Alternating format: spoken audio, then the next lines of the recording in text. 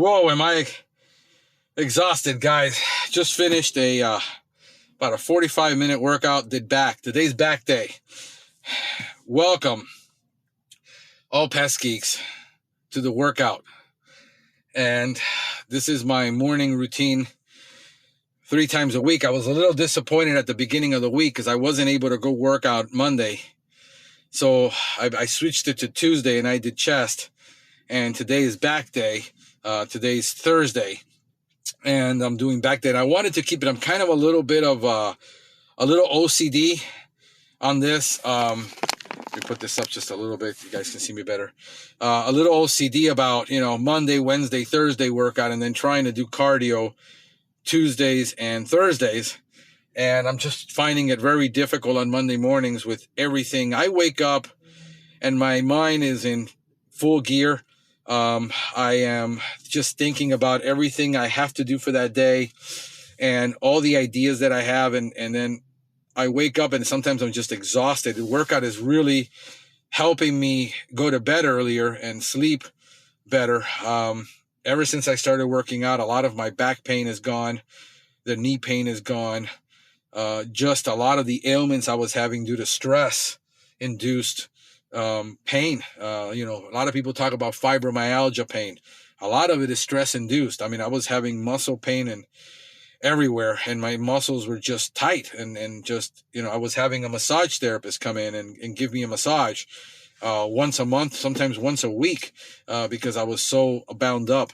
But after I started doing the workouts, I just started feeling a lot better. And today I'm super excited. I was able to do all the weights that I was doing, plus I increased 2 reps to 10 reps, 3 sets of 12 reps. So I'm rotating back and forth between high weights, low reps, just lift to basically collapse till I can no longer lift, and then switching it up with higher sets at lower weights so my body doesn't adapt. And it's working out really good so far. I'm super excited, but I'm even more excited about what happened yesterday. Yesterday, woo, was it exciting. I got a mention at the Purdue Pest Management Conference. And Mark, I think it was Mark, he did this bit. I'm trying to remember now exactly his name. But he basically works for Rose Pest Control. And he was doing a bit on the news. And, man, that was funny. It was a funny bit. He went through the news. It was kind of like a spin-off of not necessarily the news. If you remember Saturday Night Live, it was kind of a spin-off of that. It was really funny. And, he used me in a segment, that he did about, the growing trend, in the pest control segment, market of people that are chemophobic. And I represent that remark. I represent those people. That's my business model. We are a company that focuses extensively on tactical, technical, classical IPM that reduces the risk and the exposure. Not only the risk, but also the exposure to pesticides by being radically obsessive about pesticide reduction. And so I represent that remark. I enjoyed that bit. It was amazing. I'm going to have a podcast actually on what he published, because a lot of you guys will not have privy to that. You'll be wondering, what the heck did he say? I have no idea what he said. I'm going to show you the video that I was out there. It was one of my training videos, that I was doing a live training at a company that was having some serious problems with their cost of goods, their callback rates, the amount, they were like at a 15% cost of goods, of pesticide.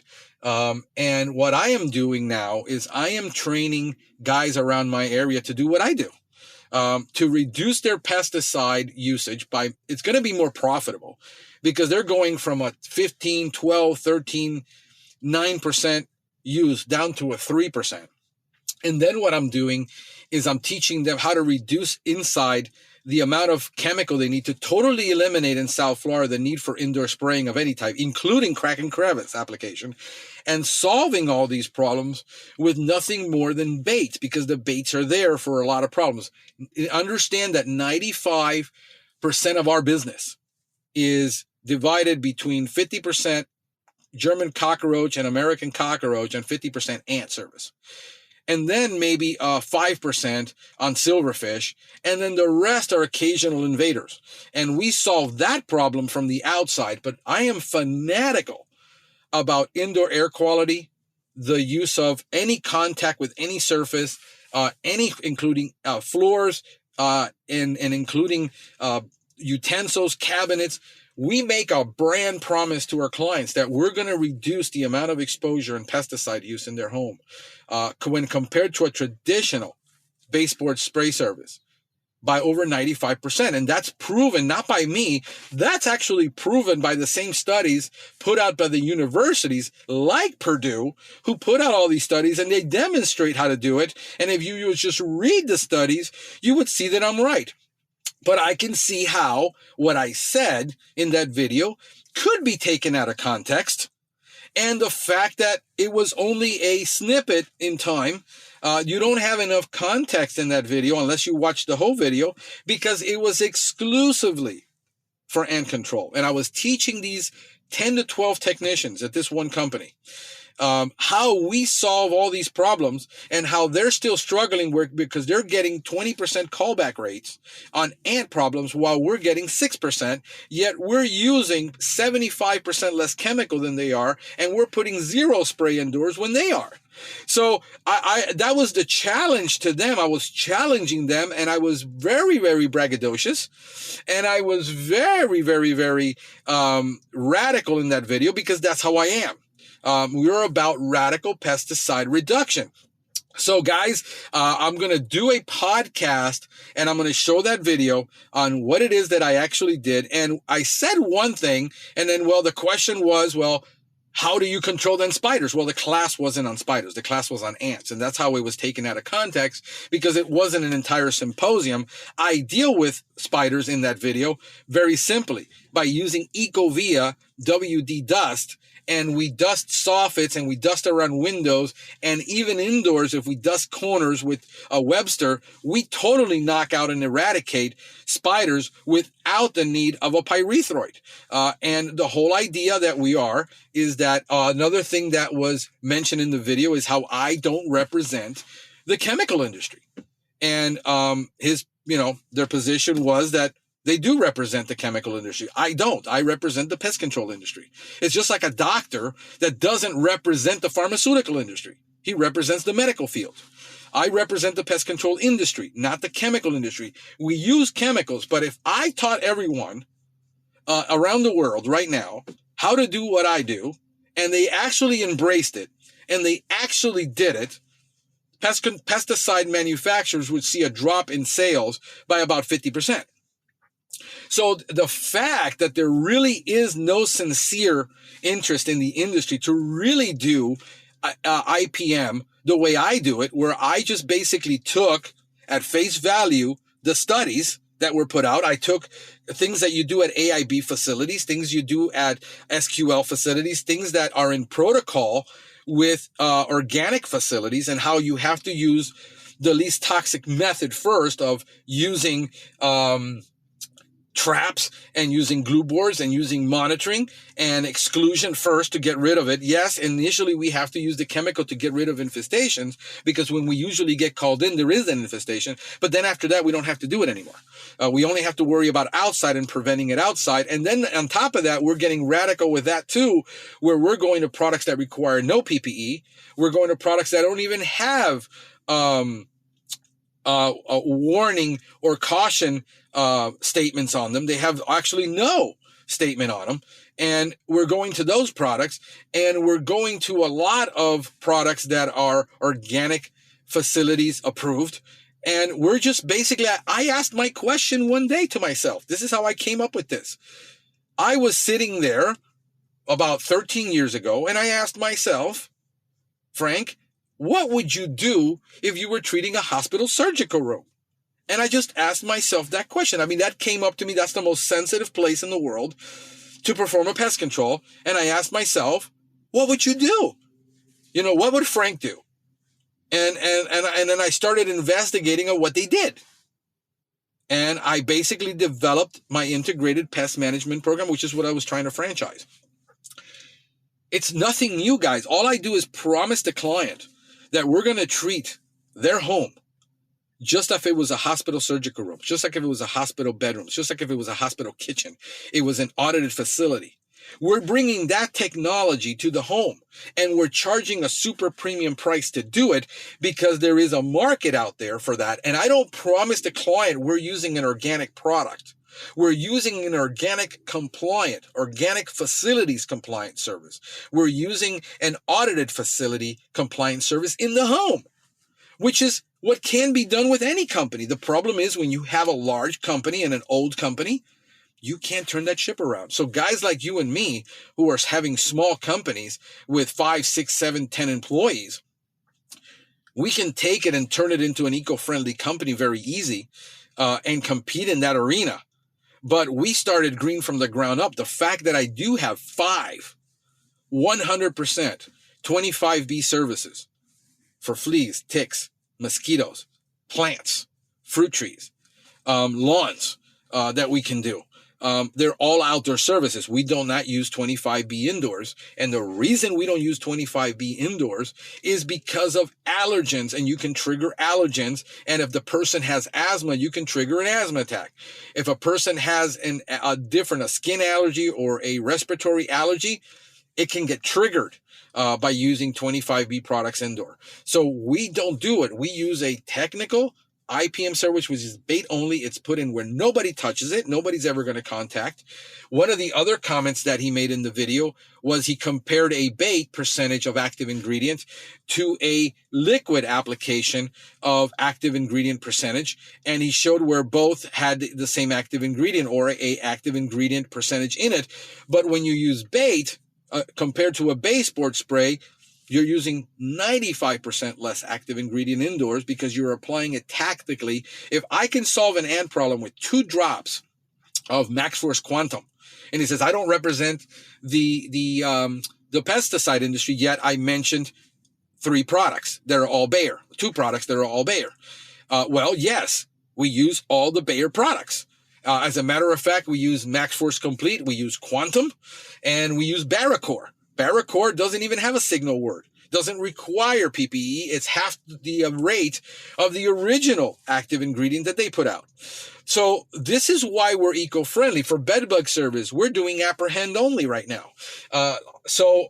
We're using also Thickwood by Rockwell Labs. And I will mention all the products by name because I tell these people when you see my videos exactly what I'm using, because I would like a lot more companies to be like me.